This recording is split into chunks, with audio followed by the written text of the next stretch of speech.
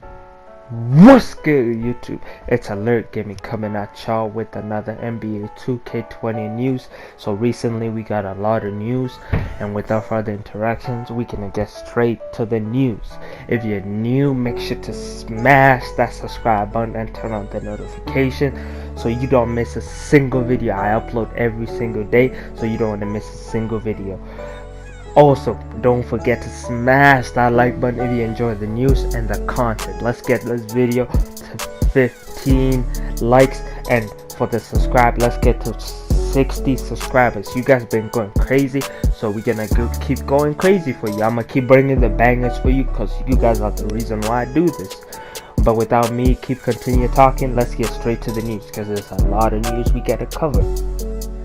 For first tweet of the day, Ronnie says, so I'm seeing the following feedback in my tweets and I want to make sure there's nothing else I forgot. He says custom / more pie charts, which I completely agree with him. But I also don't want to agree with him about the part about custom pie charts. I think custom pie charts is a bad idea because let's say the reason why most people want custom pie charts is because most people just want to go straight shooting. Because if you make a custom pie charts, you can put your shooting at 80% and the rest you can put at 10% and 10%. So you be a straight shooter. You would have almost like a 98 or 99 shooting, which will be completely overpowered. And then he says small forwards. If you have not noticed, small forwards are almost useless unless you're a defender. If you're a defender, go small forward because you don't want to be a small defender. Small forwards, defenders are still good. And then he says stamina. Stamina has been a huge problem.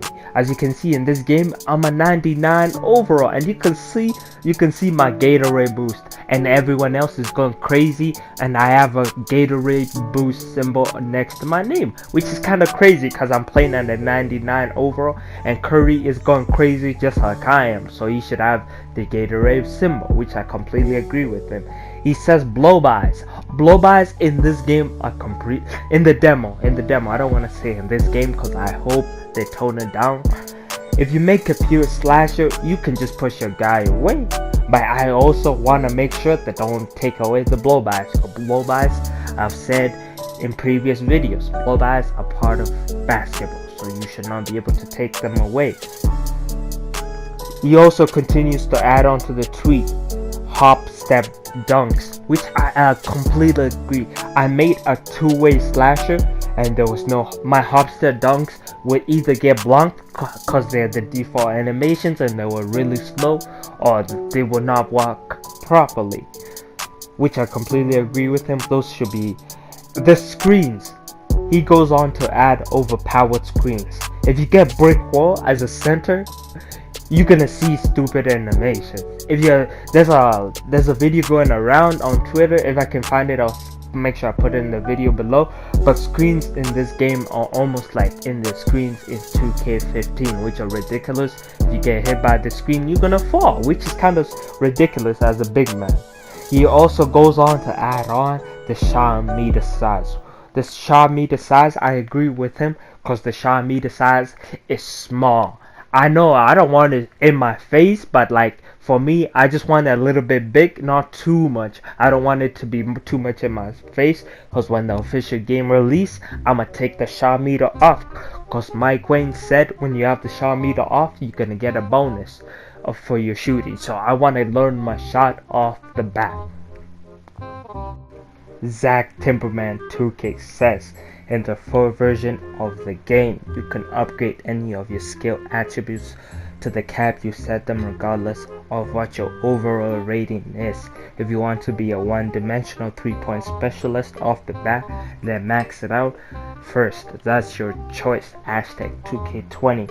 So this means if you want to be a pure lockdown off the bat, make sure to upgrade your defending attributes to the max. That's only going to limit to you being a lockdown.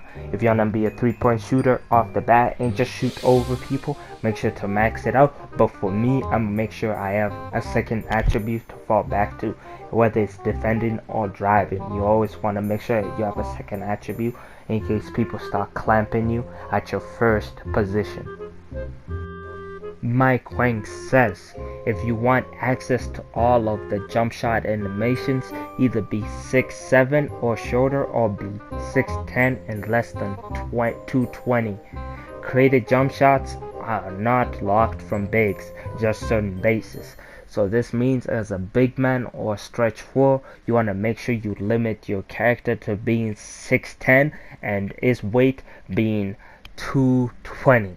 So if you make a big man or a center who can shoot, then do not make him over 220, or you're gonna have bases that are locked. So this means if I want to make my jump shot LA, I cannot do that, but I can make my base LA and my release something else. It's not gonna, I don't think it's gonna allow me to do LA because LA is straight buckets. And for next tweet from Boston, he says, Mike, what is the thought process behind changing your mind about the jump shot locks for big? I thought most of us were looking forward to some balance. We deserve an answer.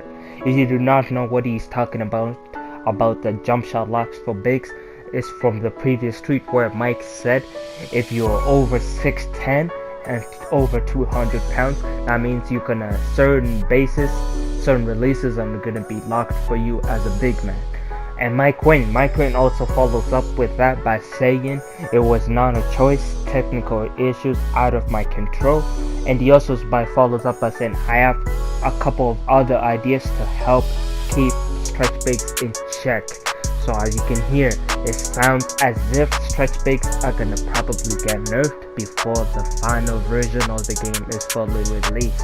So if you're a big man or stretch 4, do not get too happy with your builds, because stretch 4s and big mans right now, they're looking really good and they're looking to be some of the best builds.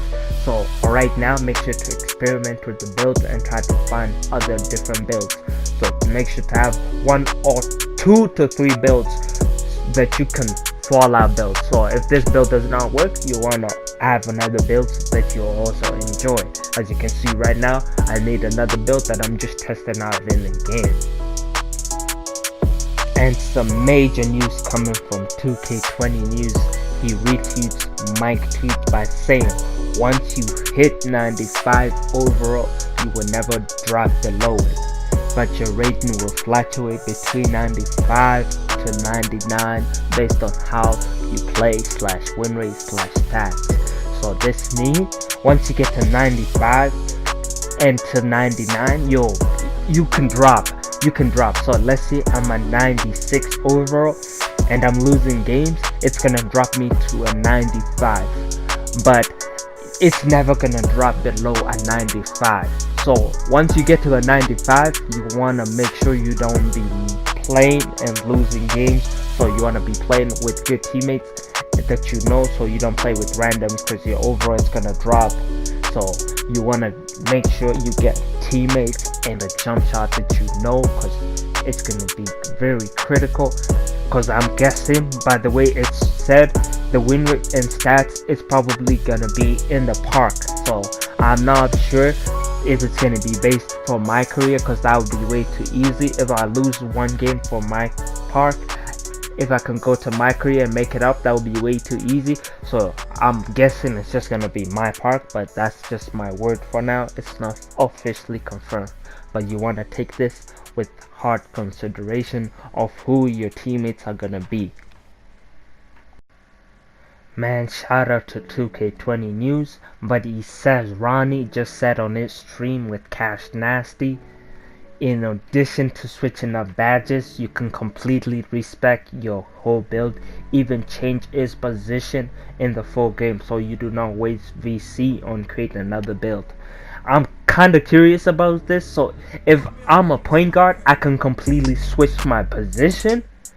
I'm kind of confused about that. Does that mean I also switch my play style if I change my position? Let's say I go as a big man, does that change the way I play? I'm kind of confused about that, but I'm also glad that you can switch up your badges. It's very useful whenever you want. It's gonna be very completely useful, but I'm very curious about being able to switch up your position. But if you don't know what he's talking about, respec means you can, it's like restarting all over. It's gonna restart your badges all over. It's gonna be as if you're choosing your badges from the start. So that means when you choose your badges, you also want to take into consideration when you're gonna be able to switch your badges. I'm kind of curious, when do you unlock this ability too? Is it like a 99 overall, 96, something like that? That's what I'm kind of curious about. But it's very interesting, and this is some great news from 2K20.